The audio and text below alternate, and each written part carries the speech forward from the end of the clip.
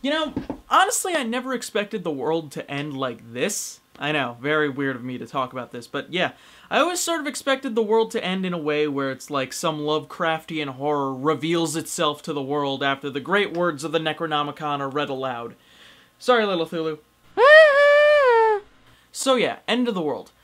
You know, before things come to a close, I think that you and I should get up close and personal and whatnot. So let's talk about some of my favorite games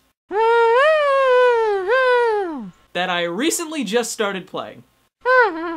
Anyway, so the games I'm going to be talking to you about today are actually games that I just started playing, yet they're quickly becoming some of my favorite games. Also, for clarification, this is not a top 5 list, nor is it a top 10 list. This is actually just a video just talking about some of my favorite games that I've been playing recently.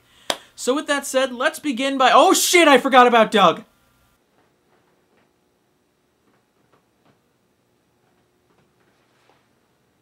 Can it be true? Am I finally free? Oh, thank God! Damn it!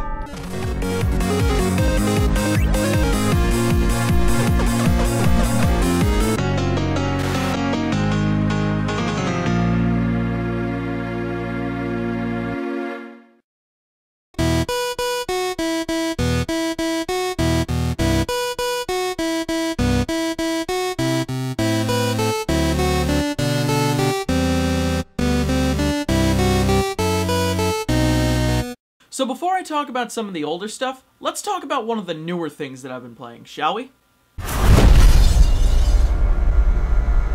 So I gotta admit, this was a game that I really have been waiting to play since day one, and now that I've played it, I could safely say it was worth the frickin' wait. In Dishonored, you play as Corvo Atano, a once trusted bodyguard of the beloved empress of the industrial steampunk city of Dunwall. Framed for her murder, you escape from prison and become an assassin, known only by your disturbing mask that has become your calling card. And with that, you are off to wreak havoc and vengeance upon the authorities that framed you. Now, the story itself is a standard revenge plot, like I could tell who was gonna betray who, but where it frankly shines is the gameplay. Stealth is on the forefront of this game, and trust me, you are gonna be glad it is. With the combination of its stealth aspect along with the game's atmosphere, you're gonna feel tensed up, turning every corner hoping someone isn't there. Dat feel, man. Dat feel.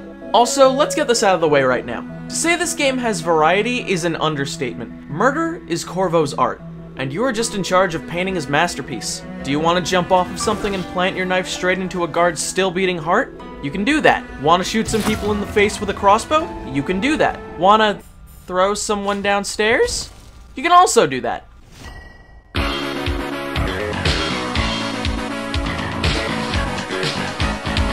Now, it's not one of the best games on the market. I completely get that.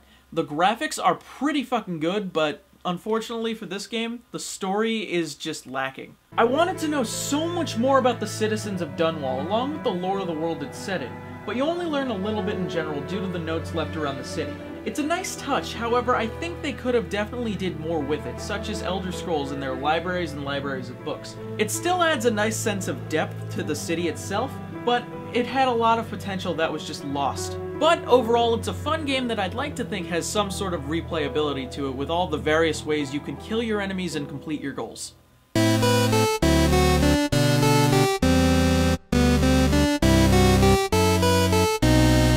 Back when I first got an Xbox along with Xbox Live, I remember this being one of the first games I owned and religiously played. Burnout 3 is one of those games that has a fair balance of racing and I'm gonna fuck you up with my high-speed vehicle. Burnout 3 had honestly some of the smoothest controls I have ever used in a racing game, along with some of the best graphics I've ever seen on the original Xbox. Much like the Tony Hawk franchise, Burnout 3 also has one of the coolest soundtracks. Seeing as a lot of the music I listened to back in the day was during the Fuse era of TV programming, you know, the alternative emo era where My Chemical Romance and The Used were mainly blasted over the airwaves. So, needless to say, I was naturally drawn to it. Burnout 3 has 4 different game types, 2 race modes and 2 crash modes, and out of the 4, I personally have to say that Takedown mode was my favorite. What is Takedown mode, you may ask? Well, to be blunt with you all, to fuck up as many people as possible. Okay, technically it's to crash as many cars as possible in the middle of oncoming traffic, but it's still fucking up as many people as possible in a short span of time. Now, some of you may be asking why this is on the list if I'm getting all nostalgic about it. I found this in an attic in my box looking for some books a while ago, and this wave of memories came back to me. It felt like I was getting it as a gift all over again, and I just spent the following hour playing it on my Xbox. Ever since then, it's been a recent favorite of mine, and I've been playing it constantly.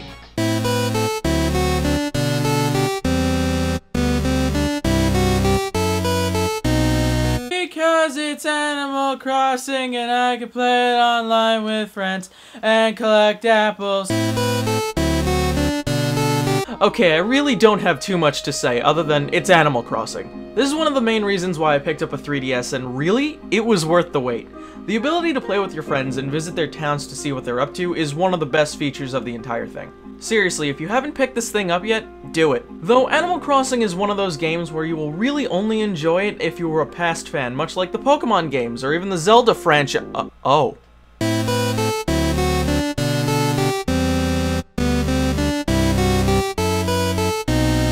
You know, I'm pretty sure there's a majority of us out there that have given up on a game company every once in a while. You know what I mean? Like, in the sense that they've ruined a franchise for you, or they've made a game so bad that they've basically turned you off from their entire list of games, etc., etc. But sometimes, they turn it around.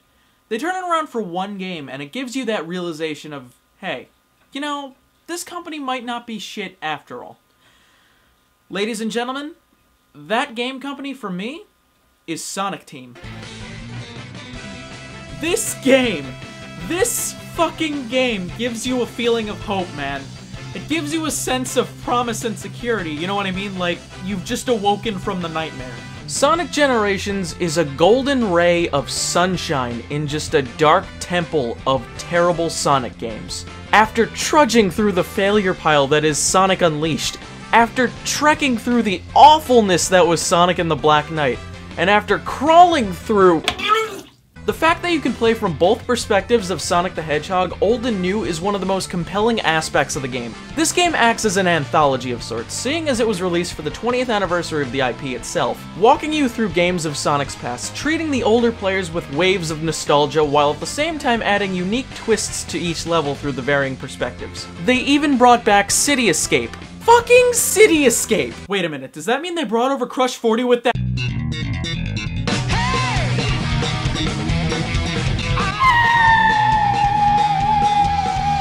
Holy shit, now this is what I call a nostalgia bomb. While it was nice to see the green zone again, the City Escape level from Sonic Adventure 2 was a level that left its impact on my childhood, bar none. So the moment I hear... I'm in my chair singing and dancing to the fucking song in a childish manner. When a game can do that to me, it gets some merit. The game is also one of the best looking Sonic games I've played thus far. Everything is so bright and vivid, and it is so nice to see what all the old levels look like in the current generation of video games. Really, this is a game for Sonic fans, but if you are unfamiliar with the Sonic franchise, which is a feat on its own right, and this is the last on the bandwagon guy telling you that. I mean, what, I wouldn't forget Sonic. Pick it up. It's a fun game that I consider to be pretty underappreciated in this current generation.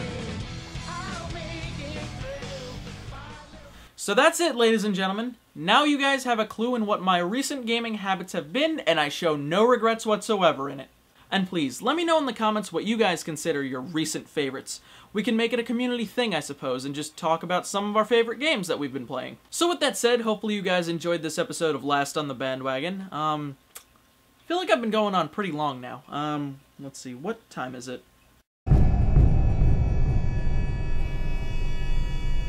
Yeah, alright. That's always nice. You know, I'm pretty sure it hasn't been a full 24 hours since I started this review. Whoa! Little Thulu, we've been invaded! Get back, Satan! Kill shot! Kill shot! This is definitely a kill shot! Kill shot! It's the Magnum! Kill shot! Kill shot! Kill shot! Thank you very much, Little Thulu. I knew those laser eyes would come in handy. And, Old Reliable, I see that you came in ever so helpful. It's been a while, hasn't it? Wasn't I supposed to be doing something about a moon?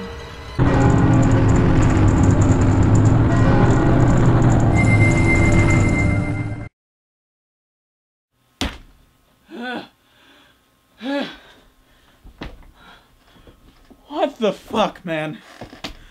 Out of everything I've done on this show, that that may have been the weirdest. But, you know, at least it could be way worse. Time's up, Smarty. And it looks like you didn't learn a thing, did you? Really? What?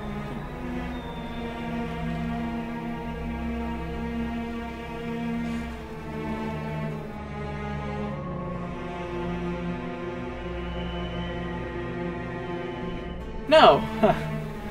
No, I guess I didn't learn anything at all.